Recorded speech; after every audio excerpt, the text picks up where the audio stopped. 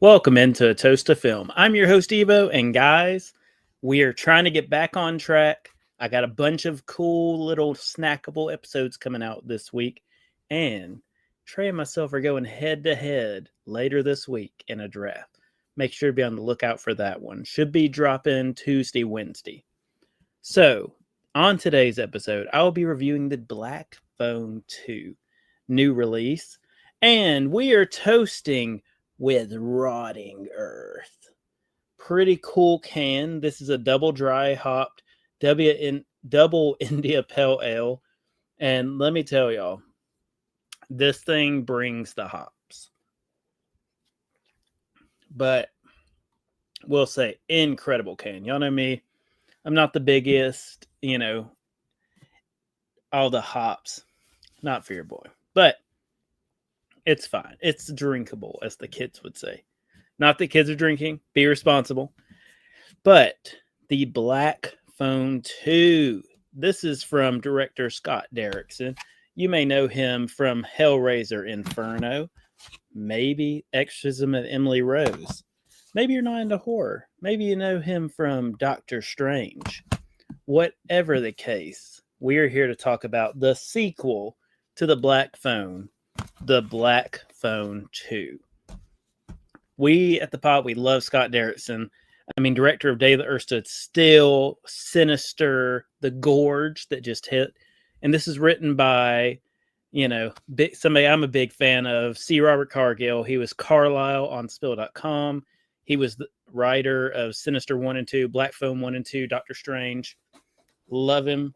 I actually, years ago, before Sinister came out, up in Atlanta, I went to an early showing, got to meet Scott and old Cargill, got to get a photo with him, got this wonderful poster that's hanging up in the studio.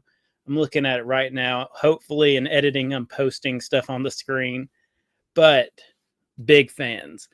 And I loved Black Phone 2. Black Phone 1. So when I heard there was going to be a 2, double excited. So Mason Thames is back as Finney. He was in the first Black Phone. He was in How to Train Your Dragon, the live action movie, as Hiccup. Madeline McGraw is returning as Gwen. She had some very memorable lines that I will not be repeating in the first Black Phone. And Ethan Hawke is back as the Grabber. Ethan Hawke, he's always been like one of those good actors, but this journey he's on now, where he's willing to do these weird characters, and I mean, the Grabber, I think, is some of his best work. I wish I had the mask so I could do the whole bit. But Black Phone 2, this takes place, a few years after the first movie, and Gwen starts to have these visions, but maybe they're more than visions.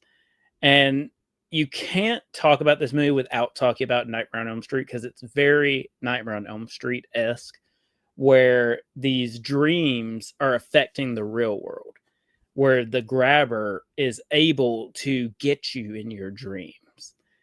But what I think is it reminded me of the, tapes from Sinister, like that very grainy, very weird, spooky like thing. That's what it reminded me of. I'll tell y'all this.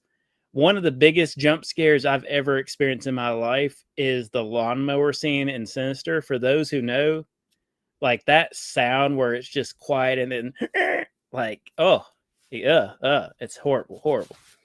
So good. But Black Phone 2, I think that the idea is cool. I think the dream sequences are cool. I think Ethan Hawke is bringing it. He has just turned into this Grabber.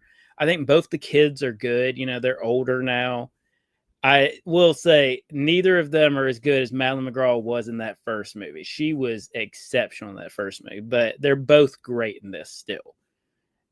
The problem with the movie is it drudges along. I think the pacing is very slow, personally, but I do think that there's a lot of good in here. I don't think it's on quite the same par I would put the first Black Phone, But I will tell y'all, the dream sequences are so cool. Some of the performances are real cool. It just drudges, and then the ending feels rushed. So I don't know. It could just be a me thing. I'd love to hear what y'all think.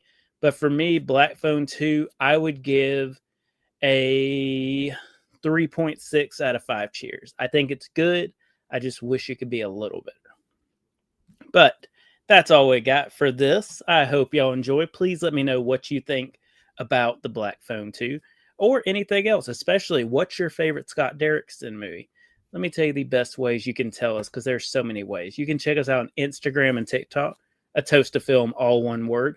You can check us out on Twitter at film_toast, or check us out on wonderful YouTube. You can see the movie wall, or at least a little bitty part of it. It's a lot. I'm going to be doing a video soon. I promise y'all this. Just had a lot going on. But, today would have been my father's 63rd birthday. So I just want to tell y'all, make sure that you tell someone you love them today. And from Trey and myself, we just wish you a good night and good viewing.